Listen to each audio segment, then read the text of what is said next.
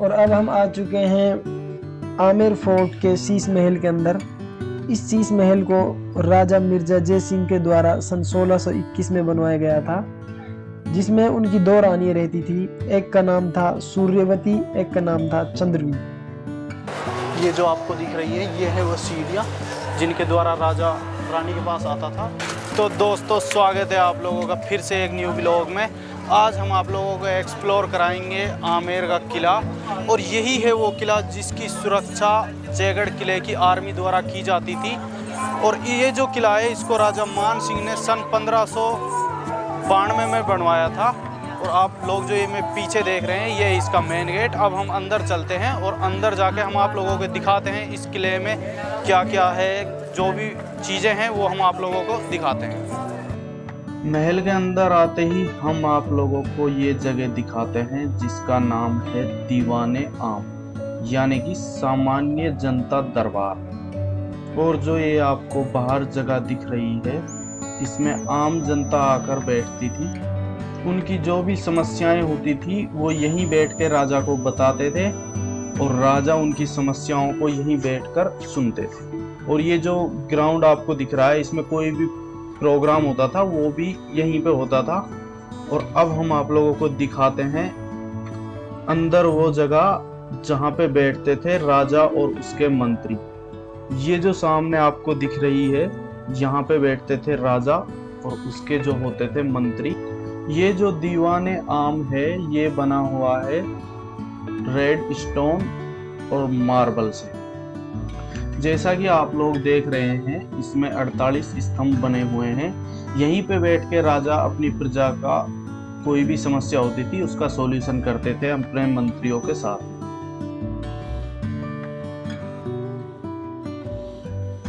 ये जो जगह आप देख रहे हैं इस जगह को बोला जाता है जलेब चौक। युद्ध की सारी तैयारियां इसी जगह पे की जाती थी।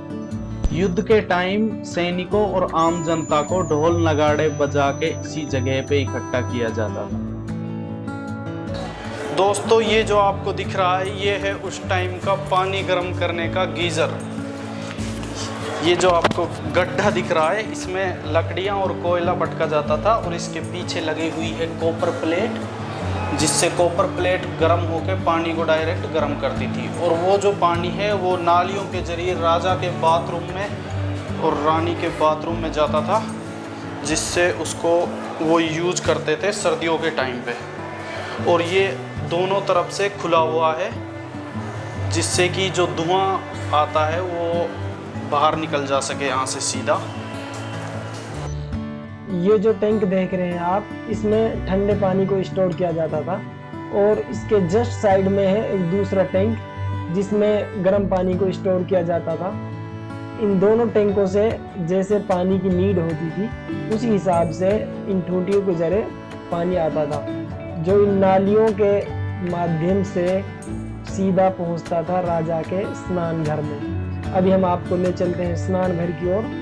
ये बना हुआ है राजा का स्नान घर जिसमें राजा अपनी रानियों के साथ स्नान करते थे।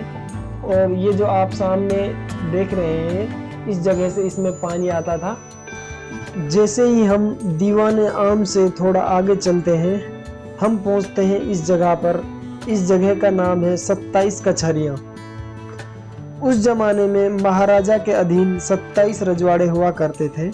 इन 27 रजवाड़ों का लेखा जोखा यानी सारा हिसाब किताब इन्हीं 27 कचहरियों में होता था। इन कचहरियों में अलग अलग 27 मंत्री बैठते थे। और जैसा कि आप लोग देख सकते हैं एक लाइन में 9 कचहरी हैं, ऐसी 3 लाइनें यहाँ पर बनी हुई है।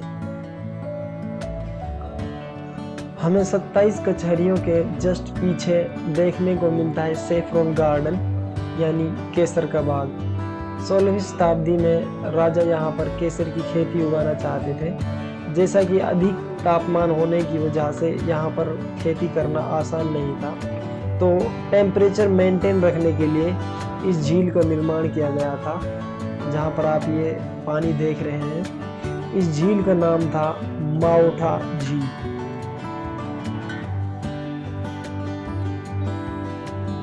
और अब हम आ चुके हैं आमेर फोर्ट के शीश महल के अंदर।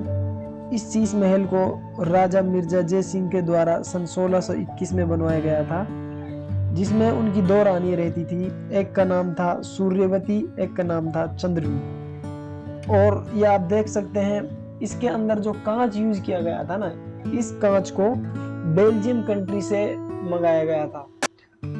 अभी हम आप लोगों को दिखाते हैं कितना सुंदर तरीके से इसके अंदर कांच को जड़ा गया है। वैसे तो भारत के अंदर काफी शीश महल आप लोगों को देखने को मिल जाएंगे, लेकिन आमेर फोर्ट के अंदर जो ये महल बना हुआ है, ये भारत के सबसे बड़े शीश महल में शुमार किया जाता है। आप लोग देखिए, बहुत ही सुंदर तरीके से इसको बनाया गया है। अगर इस शीश महल के अंदर एक रे ऑफ लाइट यानी एक किरण से पूरे महल के अंदर उजाला किया जा सकता है, क्योंकि इसमें काफी सारे शीशों का यूज किया गया है। शीश महल के जो पिलर हैं उनको बनाया गया है इटालियन मार्बल से, यानी जो इनमें मार्बल यूज किया गया था वो इटालियन मार्बल था। और अब हम इस टनल के थ्रू जा रहे हैं सुहाग मंदिर की ओर। आप लोगों को वहां पर दिखाएंगे जो भी हो। इस सुरंग के माध्यम से हम सुहाग मंदिर की ओर चलेंगे। दोस्तों, ये जो जगह है, इस जगह को बोला जाता है सुहाग मंदिर। और इसमें जो सामने ये जालियां बनाई गई हैं, ये संगमरमर के पत्थर से बनाई गई हैं। और इनकी जो डिजाइन है वो इस तरह करी गई है कि अंदर से बाहर का सारा नजारा दिखता है, लेकिन बाहर से कोई भी रानी का फेस नहीं देख सकता था। और राजा जब कभी भी युद्ध के लिए जाते थे तो रानियां यहीं बैठकर राजा के लिए प्रार्थना करती थी। जब राजा युद्ध से जीतकर वापस आते थे तो इस विंडो से रानियां राजा का फूल बरसाकर स्वागत करती थी। और इसीलिए इस विंडो को वेलकम विंडो भी कहा जाता है। विधवा और अविवाहित महिलाओं का यहाँ पे आना सख्त मना था। ये जो आप देख रहे हैं, ये राजा मानसिंह के पहरेदारों के लिए छोटे छोटे रूम बनाए गए हैं। जब भी वो थक जाते थे तो इन रूमों में जाके विश्राम करते थे। इस वक्त हम खड़े हैं राजा मानसिंह के महल में। और इस महल को इस तरह डिजाइन किया गया था कि यहाँ से सारी महल की गतिविधियों पर नजर रखी जा सके। और ये जो सामने आप गुम्मटें देख रहे हैं, इनमें सैनिक खड़े होते थे राजा की महल की निगरानी के।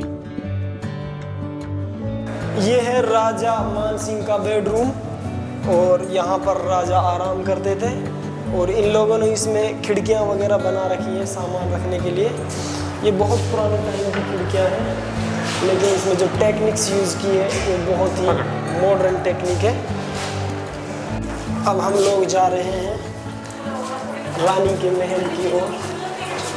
आप लोगों को दिखाएंगे वहाँ पर। ये रानी के महल के लिए रास्ता जा रहा है। और अब हम लोग आ चुके हैं राजा मानसिंह की रानी के महल की ओर। और यह है रानी का महल। ये आप लोग देख सकते हैं, ये उनका बेडरूम है। ये रानी के लिए बनाया गया था। और इस बेडरूम के लिए भी, इस महल के लिए भी देखो, राजा ने एक अलग से सीक्रेट सीढ़ियाँ बना रखी थी। ये सिर्फ राजा के लिए थी, यहाँ से राजा आ सकता था, रानियों को ऊपर जाने की कोई अनुमति नहीं थी। और ये जो सामने आप देख रहे हैं, यहाँ पे खड़े रहते थे सैनिक राजाओं की सुरक्षा के लिए।